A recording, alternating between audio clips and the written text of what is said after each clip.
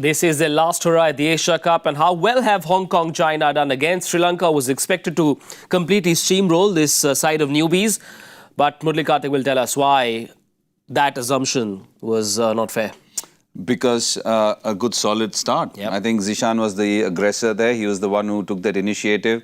23 of 17, and I think just the way he played. Yep. Yes, luck did go his way. There were, but you also have to say that Sri Lanka were not up to scratch. Yeah. Slightly scrappy, slightly clumsy, dropped a catch, misfielded on a couple of occasions, and also the kind of lengths that they would want on a track like this, which is slightly sticky.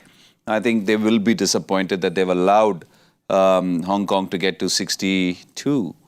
Yep. In the 10th over mark. A couple of cross-batted shots as well.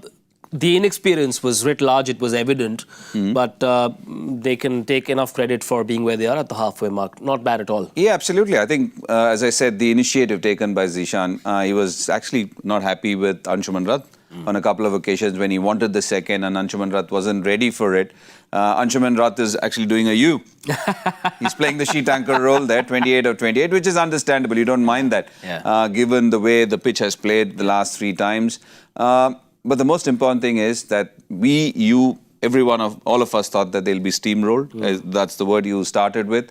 That's not been the case. I know teams would have wanted it to be slightly better, but just think of it. Yesterday, what did Pakistan get? Nothing. So it's not the kind of surface where you can actually blaze away, but Hong Kong will be extremely happy where they are. Hasaranga has picked up 1 wicket, 6 overs of spin in the first 10. I suppose it is, in a way, a sign of things to come from the Sri Lankan lineup at the rest of the Asia Cup? Yeah, you need to adapt to conditions. I think that is what we've been constantly harping on. You can't just not pay heed to what is on offer. It is pretty warm, pretty dry, so to say. And also when the surfaces are going to be sticky, you want the spinners to come to the fore, and that's exactly what most of the spinners have done. Look at it, even if they've not picked up wickets, they've been pretty economical.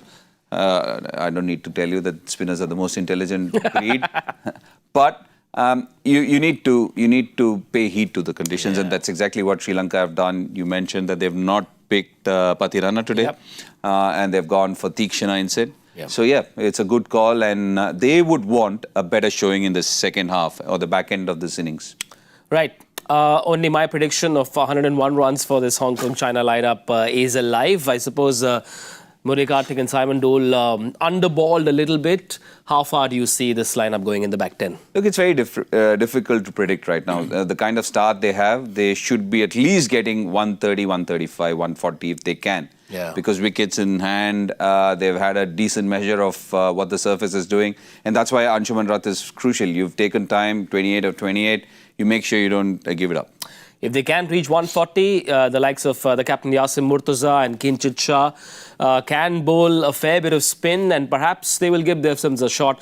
Ayush Shukla is expected to bowl better as well. Is there a bowler in this lineup that you think will get some help on a pitch like this? Look, I've become a huge fan of Ehsan Khan, but he let me down the last game. No, but I'll still back him, and I think Yasim Murtaza is a canny operator as well.